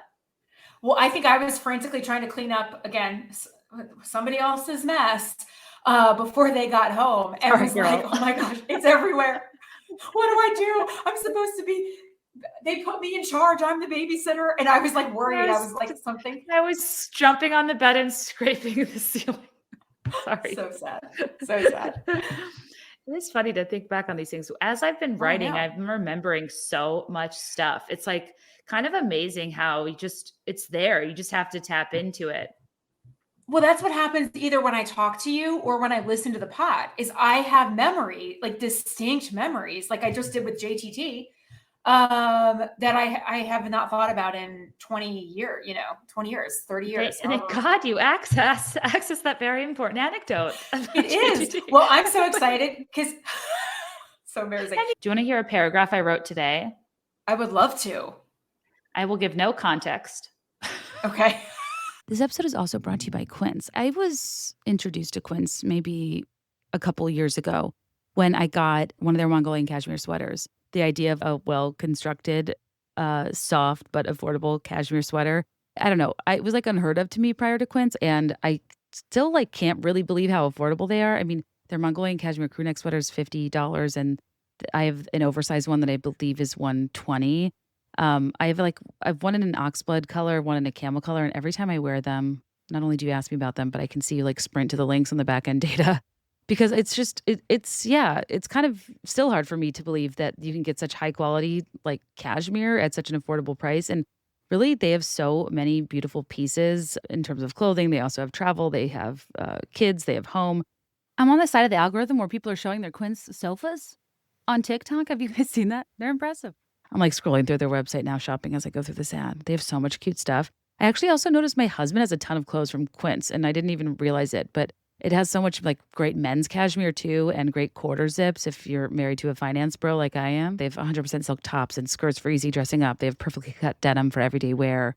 They have really great puffer jackets and really gorgeous Italian wool coats that are like beautifully tailored and soft to the touch. And the quality shows in every detail. The stitching, the fit, the fabrics, every piece is thoughtfully designed, and each piece is made with premium materials and ethical, trusted factories, and then priced far below what other luxury brands charge. Refresh your wardrobe with Quince. Don't wait. Go to quince.com/BeThereIn5 for free shipping on your order and 365-day returns. Now available in Canada too. That's QUINCE.com/BeThereIn5 to get free shipping and 365-day returns. Quince.com/BeThereIn5. Lastly, this episode is brought to you by Ritual. Even though I joke about not improving myself or my health in 2026, the reality is I already pretty much feel covered. Ritual is the best. They kind of take the pressure off having to be perfect and figure out everything you need because their evidence-based essential multivitamin contains key nutrients that are often missed in the average diet and, holiday season or not, and in high quality bioavailable forms that your body can actually use. And just taking their women's multi, or they have different options for women, which I really appreciate, from prenatal to what I now take is women's essential 18 plus vitamin, but they have different options to support you in different life phases. And what I really appreciate about Ritual is that it's made traceable. It's a very transparent company, from their literal transparent capsules to their transparent bottles, but also their supply chain is completely transparent and something you can look up online. And that's kind of unheard of in an unregulated category, like vitamins and supplements. And it's also kind of unheard of how they really focus on doing university-led clinical trials to assess the efficacy of their products. And they did one for their Essential for Women 18 Plus multivitamin.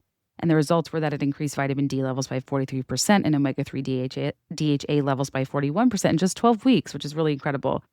And they do third-party testing for heavy metals and to be clean label project certified so you can trust what you're putting in your body. And their Essential for Women 18 Plus multi contains 9 key nutrients and 2 delayed release capsules designed for optimal absorption per day. And it's so hard to explain unless like you experience it, but their capsules they're A, gentle on the stomach, and B, they have this like minty essence, almost like this like aftertaste and scent of mint that like makes taking your multivitamins genuinely enjoyable, which sounds insane because taking vitamins is almost never enjoyable. And I'm a big fan of the company. I've taken their products for years and appreciate Ritual for looking out for us and making sure the multivitamins have nutrients that are missed in the average diet. And instead of striving for perfect health, aim for supporting foundational health. For a limited time, save 40% on your first month at ritual.com/BeThereIn5. That's ritual.com/BeThereIn5 for 40% off your first month. This is a random paragraph in an essay that's kind of about none of this that I might not use. But just to give you the vibe of what I'm doing for 12 hours a day. In 1997, I formally transitioned from an American girl to a Spice Girl, using my pioneer skills gained from my days with Kirsten Larson on the Minnesota frontier to forge myself a more modern, sexy image.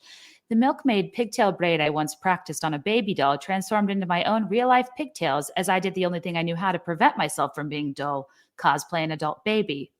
As the blonde friend in the group, much to my delight, I often got assigned to portray Emma Button's Baby Spice for choreographed basement dances, and I did not take this honor lightly. None of us did. For millennials, the Spice Girls are kind of like the Magnificent Seven from the 1996 U.S. women's gymnastic team. We didn't choose them, they chose us. Groups of powerful women that allow tween girls to put on costumes and categorize themselves will inevitably cement their status as pillars of millennial iconography. In the Spice Girls case, they felt less like pillars and more like architects, having designed up the blueprint for the celebration of female friendship, independence, and fun in a platform shoe, a zig-a-zig-ah at the top of your list of to-dos. But with girl power as their brand of diluted empowerment, they successfully mass-marketed third-wave pop feminism to 90s tweens like me that couldn't be saved by the bell nor saved from themselves.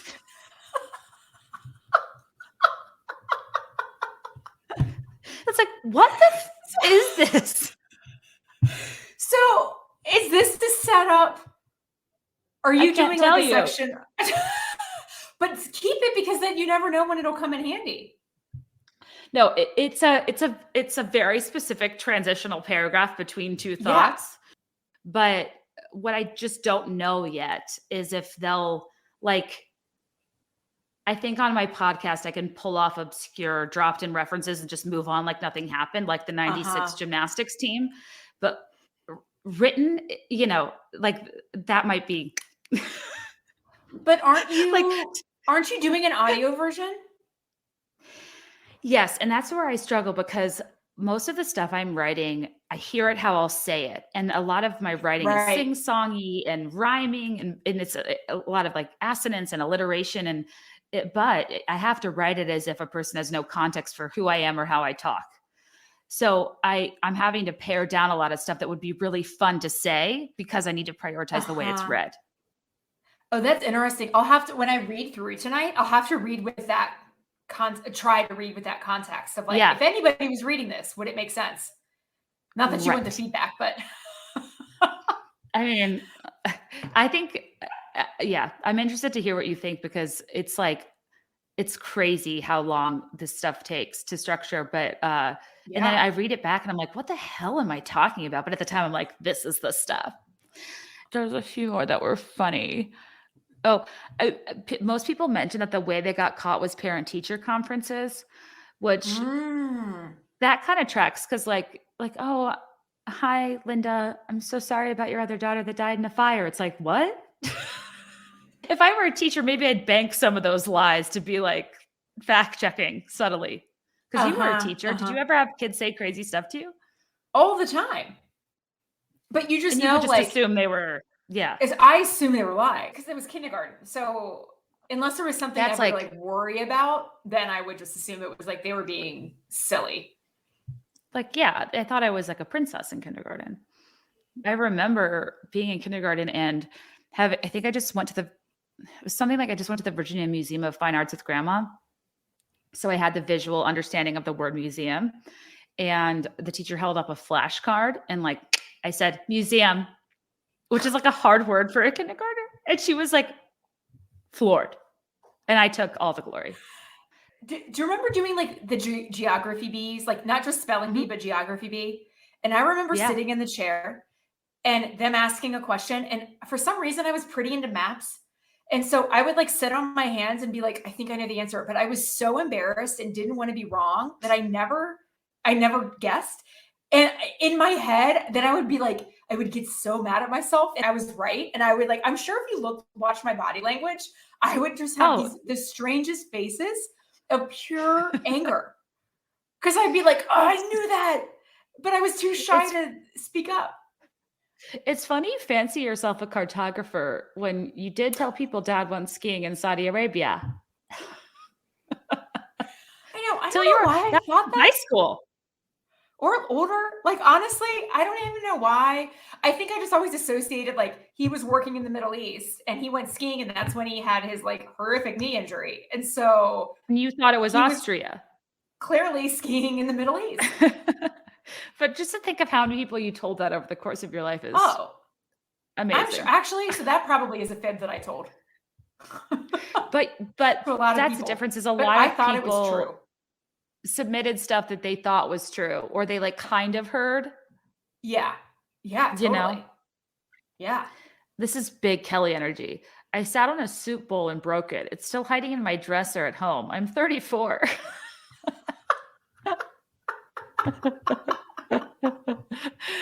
Do you remember the breaking of the William and Mary plate? Yes, with the koosh ball. Uh-huh. Oh, Kelly, we have a lot of trauma to work through. Mom and dad are probably listening, being like, "Oh, we're so sorry. We broke our heirlooms and we were irritated." This is an example of somebody misunderstanding something. This person said, "For some reason, I told my brother that Madonna was the first person to hold him as a baby, but in like the Catholic Church, like the Madonna, like is the mother." Oh. And So she like, probably didn't understand. yeah, like not She's like, pop "That, star Madonna. yeah." That's funny, but no, that's true. Like, because again, yeah, you hear something and you just interpret it. A lot of faking sick to get the bubblegum medicine, which I understand. It was just so tasty. It was good.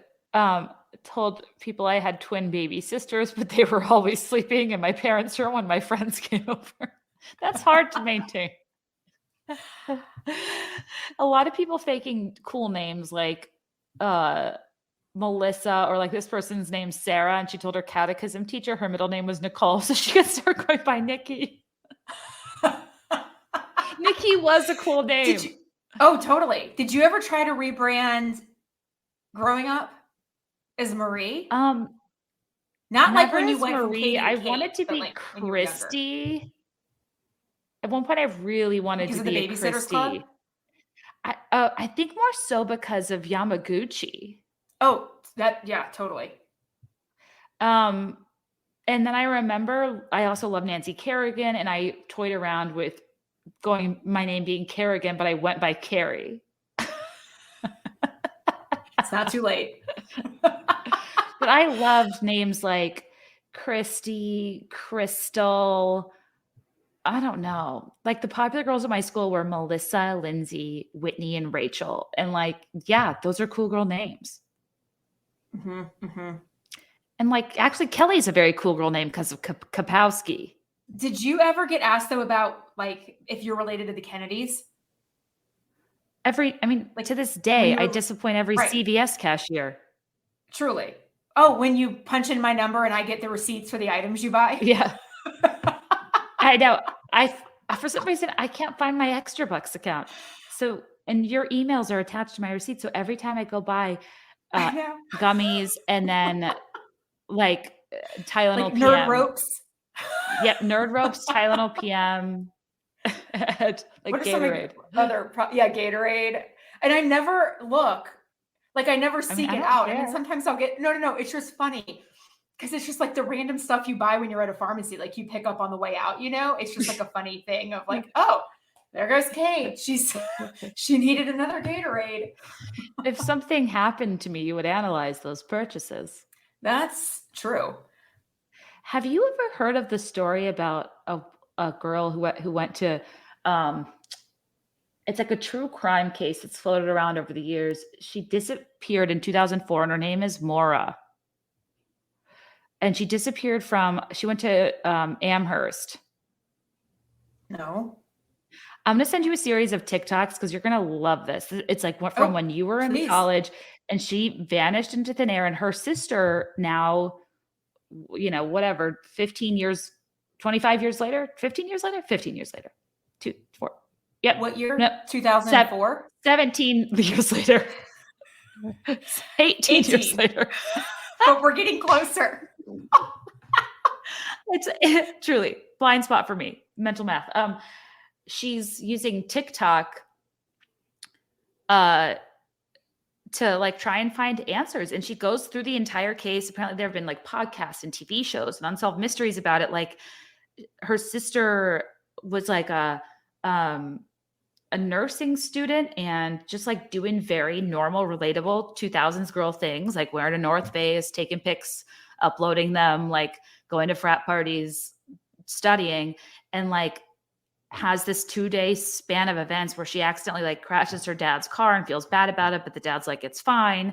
And then she like calls a villa they've stayed at in Vermont to see if they're open, but she doesn't end up booking it or staying there. And then she like drives up north down roads with no cell service, stopping at a liquor store beforehand. And then people saw her pulled over because her car broke down in like a neighborhood in Vermont. And then the police came and nobody had ever saw her again. Like, so I am going to be watching these videos before I. Yeah, I know. I'm not even into true crime, but I was like, if I was thinking about like if you vanished in Farmville, Virginia in 2004, I still wouldn't be okay. I would still No, be doing what she's doing. absolutely. I'd be like, one of you campus police. That quote threw her in the back of the car. Yeah. No, okay, no, and maybe once I see it, I'll remember it, but this does not sound familiar, so I am definitely going to be deep diving this. Thank you very much. I'm curious your theories. Do you have I theories? think it's law enforcement foul play. Like like in these small towns where there's Like like something, this yeah. investigative skill level's not there. Like maybe Um, she fought back and then he like, yeah. I think there's and I think that's the sad part is when people are like, she vanished. I'm like when a Like young how did woman in the people middle of the night, vanish? people don't right. Like it's people covering their tracks who must have been violent toward this person. That's what I have to assume. But and then when it's somebody in law enforcement, you're never going to get answers. It's all covered. It's maddening. Did you ever lie about meeting a hot guy on the beach? I probably did because I also was a member of the NBK club. I don't know if I lied or if like I just wanted every year when we get ready to go to the beach, I wanted that for myself so badly that So I would like bad. main character the whole plot in my head to where like I don't remember if it was real or not. But like, yeah, if you spotted hotties on the boardwalk, I'd get ready to leave it all behind. I'd be plotting out my new life. I would have done anything to have an ounce of attention paid to me to be able, even just for the picture, like just to be able Oh, to be like, yeah. this is my boyfriend that I met at the beach.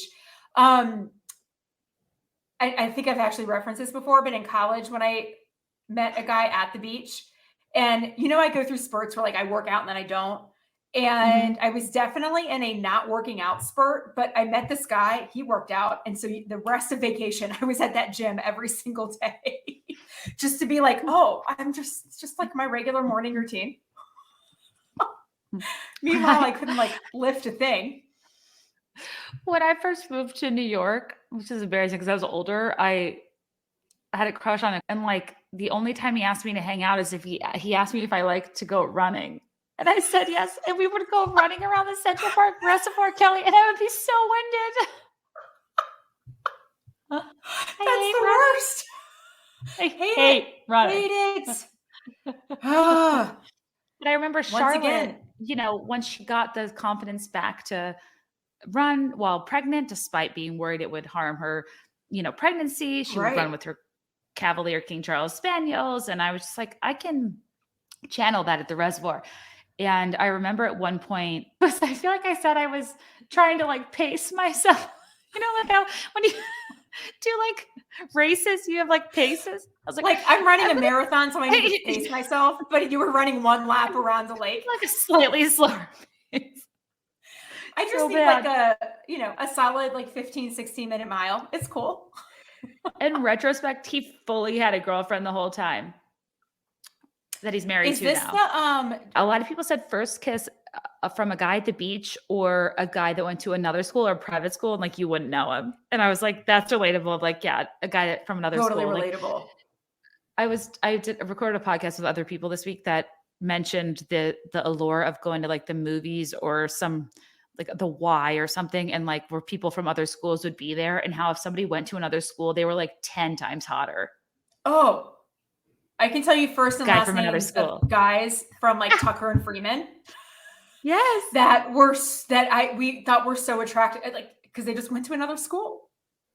That was And it. guys from Freeman also always had like rich old Richmond names like Uh-huh. Benton or Willoughby. I don't know. They always had like maiden names as first names and were always had like a je ne sais quoi about them. Dating a guy from St. Chris was a big deal. Oh. And I feel like the way a lot of people met hot guys was at like driver's ed classes or like CAP soccer games.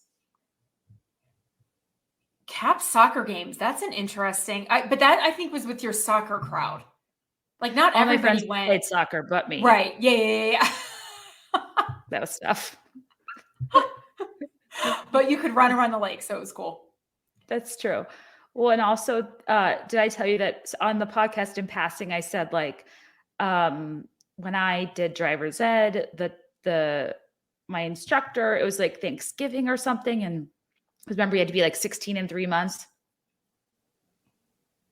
It was like Thanksgiving or Christmas, and you had to do like 8 to 10 on road tests. The driver's ed place like off off Gaskins above Freestyle Hair Salon.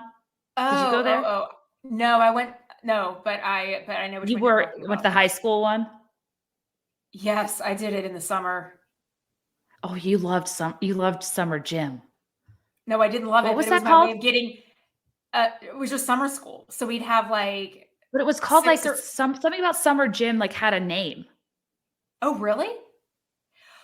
So I just remember I did it because again was so not an athlete, and it was any excuse to have to Oh, not have to do athletics in front of others and change in front of others, because I was scarred from middle school memories, right? So I take summer gym, and then I am just remembering this now. Every day after it was over, I would go to the vending machine and get a Twix bar and a Mountain Dew. oh, That was girl, like what a nice my reward for word. making it through gym. And then I did driver's ed in the summer. Do you mind me asking what happened in PE in middle school?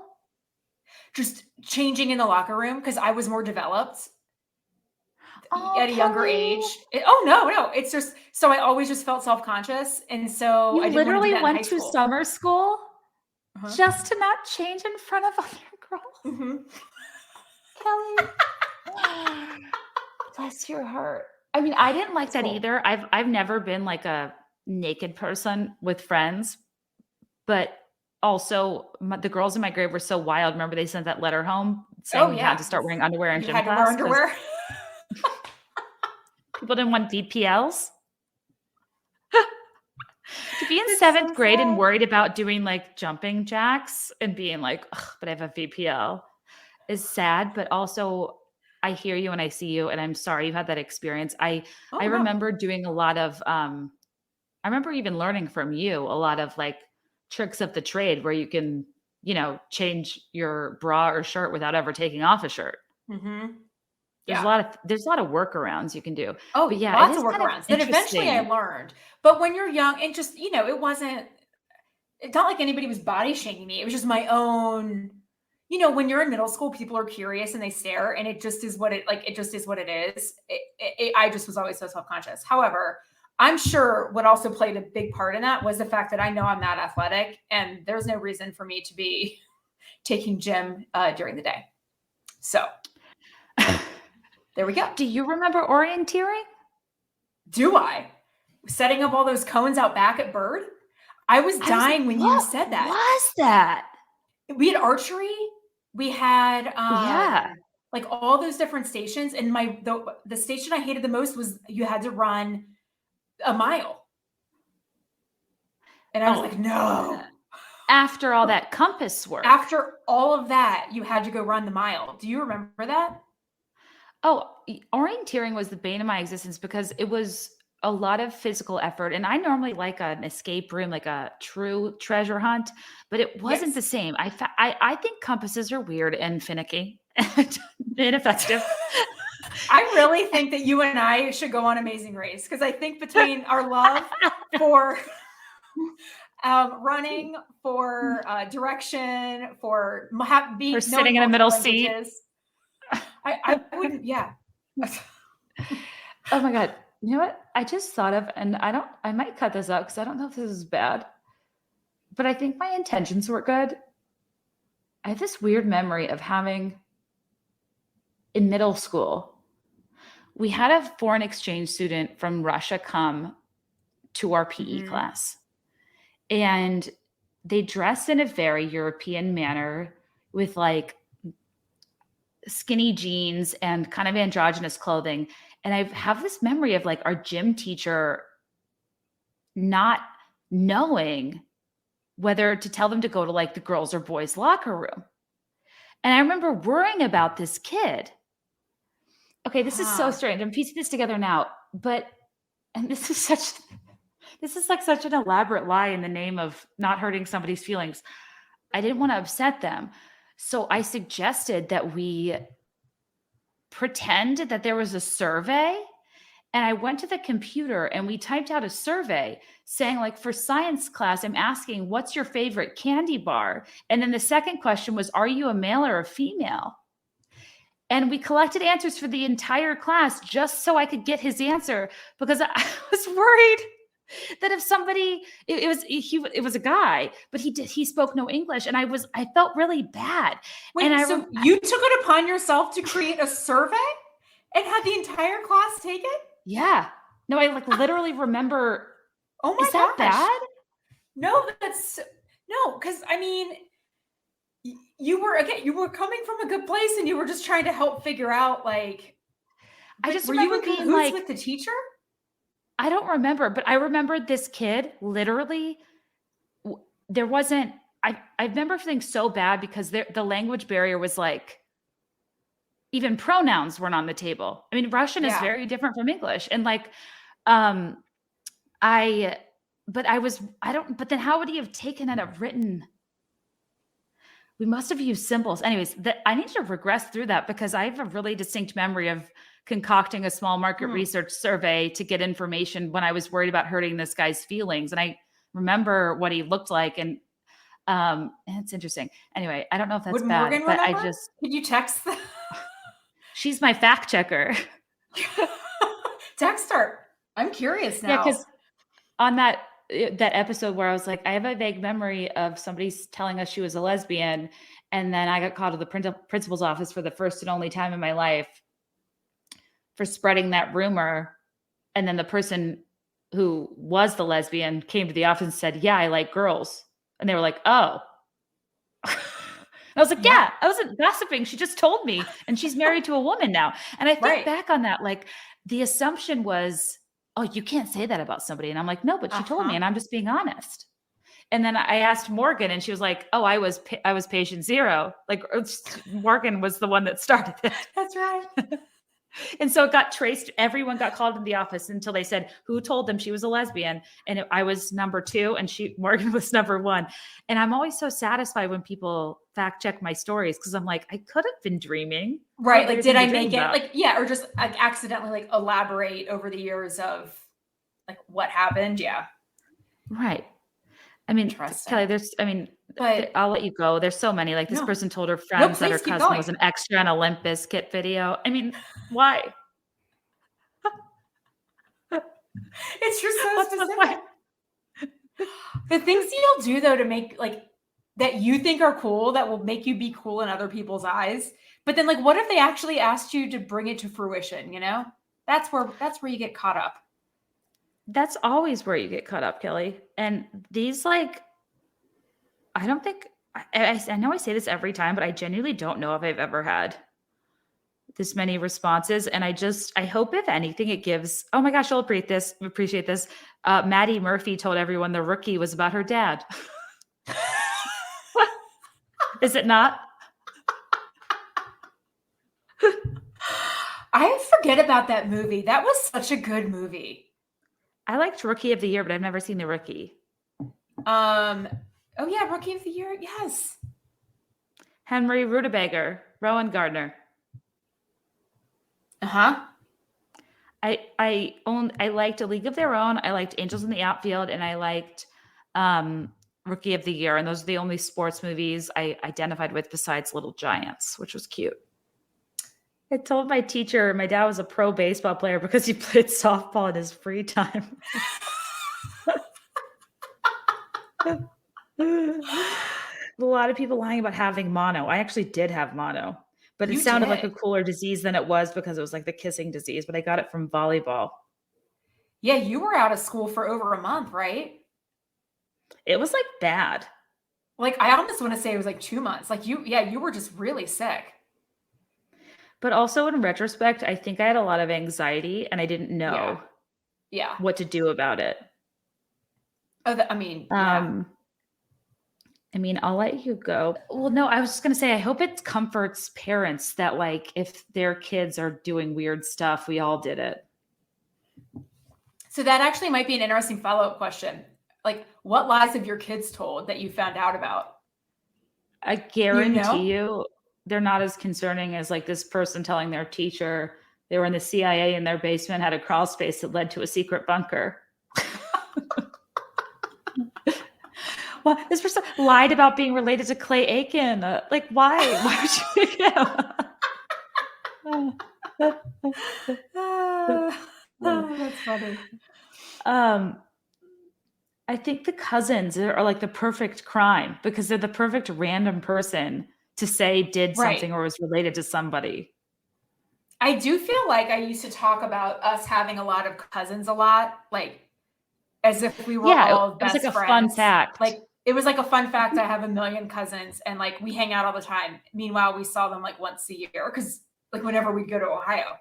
You're absolutely right. I would use that as a fun fact because we had like 32 first cousins or something. Yeah. Which is I don't remember now, but yeah. Right. No, it was. Oh, fun facts.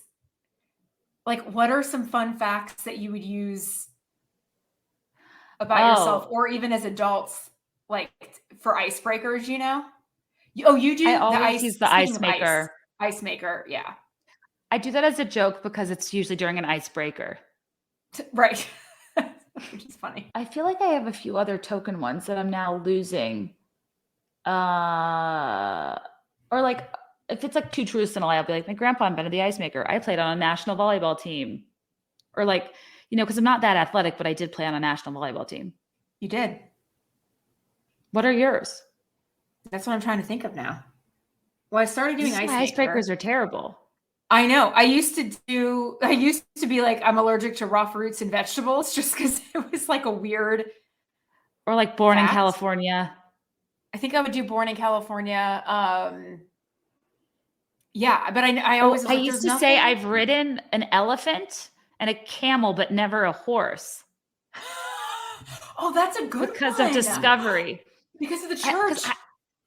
I don't know. Like, I literally do not know if I've ridden a horse, but I was just so scared of them after Michelle got amnesia. Kelly, thank you so much for talking with me. Patreon always wants to hear more from Kelly. This was a fun trip down memory lane. It's actually been nice for me because I feel like I'm having all these memories and I have no one to share them with because they're like so insular. No, I get so I was good in the beginning. When you were first podcasting, I used to write down all my thoughts as I had them when you would talk. And then now I'm in the habit of like listening while I'm either driving or like working out. And then I don't write down my thoughts, but I have so many. Girl, I can't keep people's engagement forever. If you phased out, if you've moved on to other creators, number one fan. When I'm super busy, it sometimes takes me an extra week to listen. Really? But I'm your number one fan.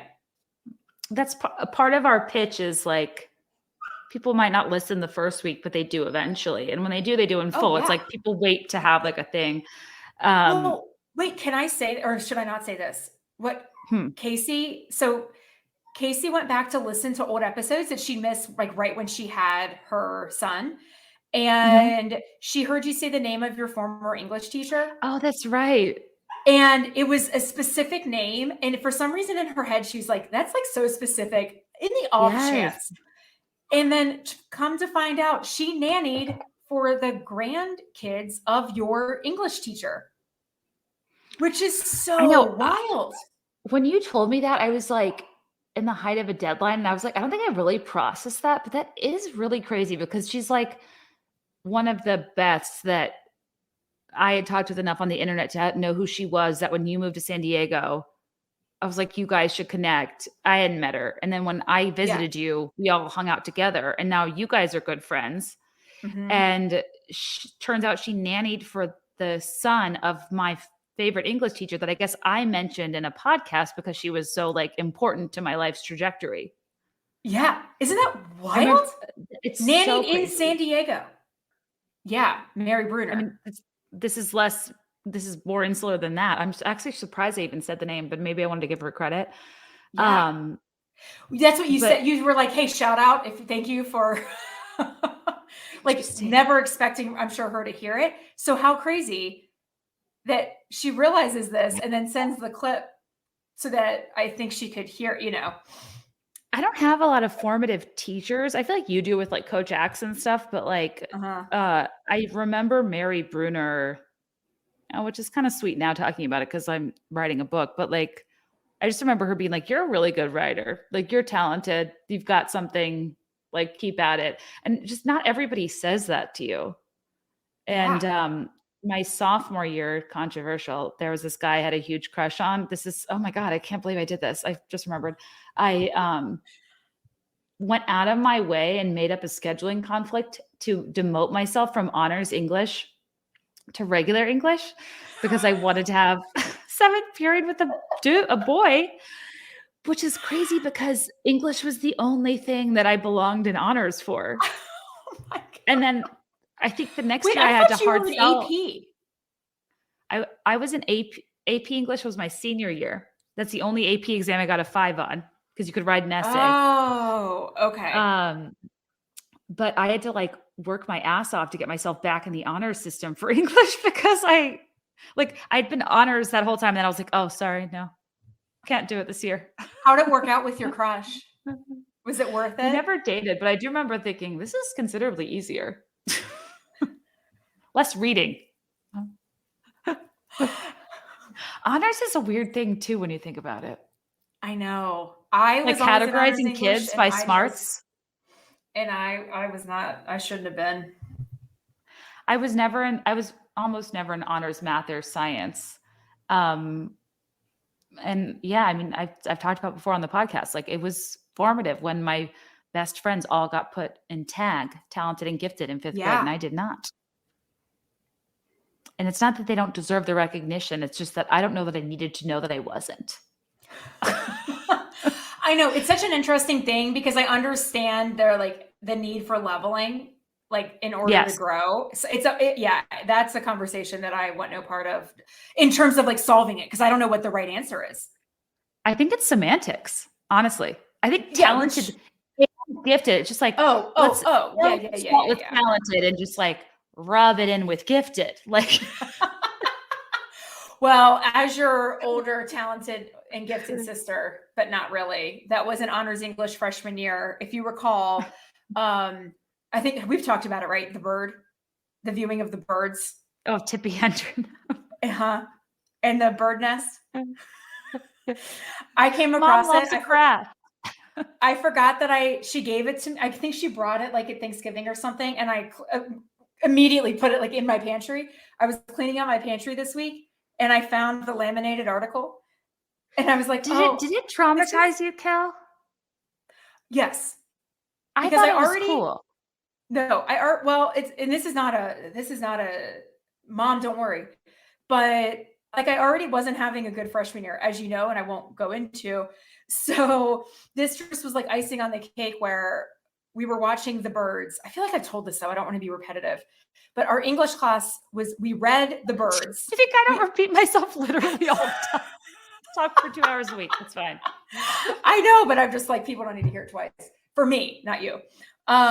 So our English class was studying Alfred Hitchcock. And so we were going to watch the birds. It was rated R. We had to get permission slips because it wasn't truly rated R, but it had been given that rating back in the day. Mom was the only person in the class that wouldn't sign because it was rated R. She finally, for whatever reason, she decided, yes, we can do this. And then we were doing what do you call like a play? When people dress up like in ball gowns and like people came dressed to watch this as if it was like a movie premiere. There we go. Like a movie premiere. Oh. So there were girls in this class that came in like floor length gowns, like prom dresses, and guys that came in tuxes. America. Yeah. Like you were about to, like you are special. You're going to see this like premiere of this special movie. Okay. And I show up to school, not in a ball gown. Instead, Mom has crafted a bird's nest and glued it to a headband. And I put it on my head. And there is a photographer there from the Richmond Times-Dispatch that takes a picture. And I show up on the front page the next day. And I was mortified because I have a giant bird's nest with a bird on my head. And Which, all of my to Mom's classmates were in credit, like prom. very creative. Very creative. She didn't know. So It's she just just funny. saw Again, dress for the birds, and Mom said, "Okay, I'll make you this is an opportunity to headband make a nest." craft. Yes. Whereas some of the girls in the class, as you know, like where we went to school, some people were just very into fashion. And so this, But I not think fashion, Kelly. These were like old-timey, wasn't it like not colonial garb, but like 19th century wear? No, people were in like prom dresses. And I showed up with the bird's nest. The birds. What year was that supposed to take place? It came out in 63. Oh, right. It's But we set were in, doing oh a yeah, it movie. is set in the 60s. It is We old were doing Hollywood. a movie premiere. Right. So it was like a Hollywood. Oh, I see. Sorry. So it wasn't dress like you are in the birds. It was dress like you're going to dress like you're going the to red this carpet with Joan Rivers. Yes, that's what I couldn't think of was the word red carpet. Yes. And bird's nest. I was thinking historical reenactment. No. That would have been on point. So people were dressed for Hitchcock and Jessica McClintock, and you came in your school clothes with a fascinator with a bird's nest, but your outfit was the best one. So the Richmond Times-Dispatch photographer took a pic of you with a very natural falling face. It actually was not unattractive in retrospect. But you again, just were looking with a giant bird's nest on my head. And all I wanted was to make friends. I know. I actually remember that morning. I obviously didn't wake up really often, but Grandma called our house at like 6 a.m. because obviously she was the first to see it. Good times. I actually never really registered that was traumatizing for you, Kel. And for that, I'm sorry.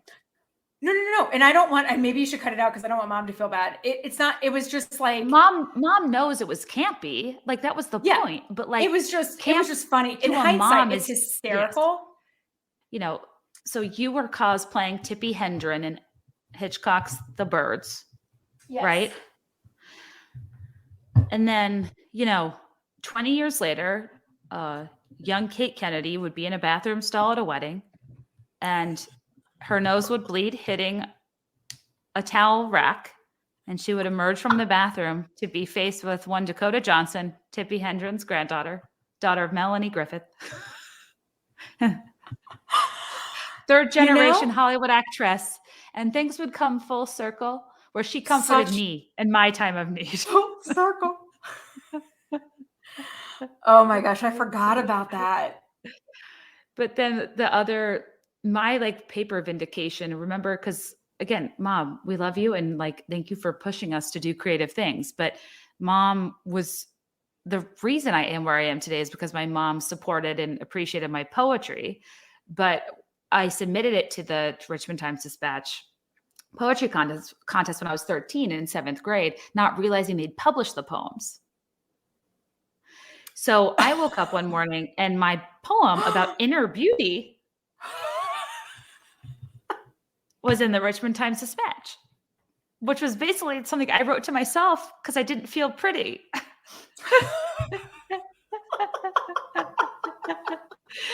And that's why I had like a existential moment of appreciation when Twinkle Twinkle came out and the Metro section did like a full page spread.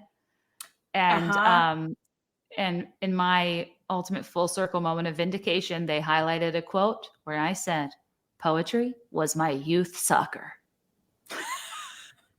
It was? Suck it, Caps. It really was. Oh, thanks for reminiscing with us, you guys. Kelly, you're the best. Don't worry, I really don't think Mom cares that you thought your bird hat was campy. It was, All right, well, I'll talk to you soon. Talk to you later. Keep on keeping on. Bye.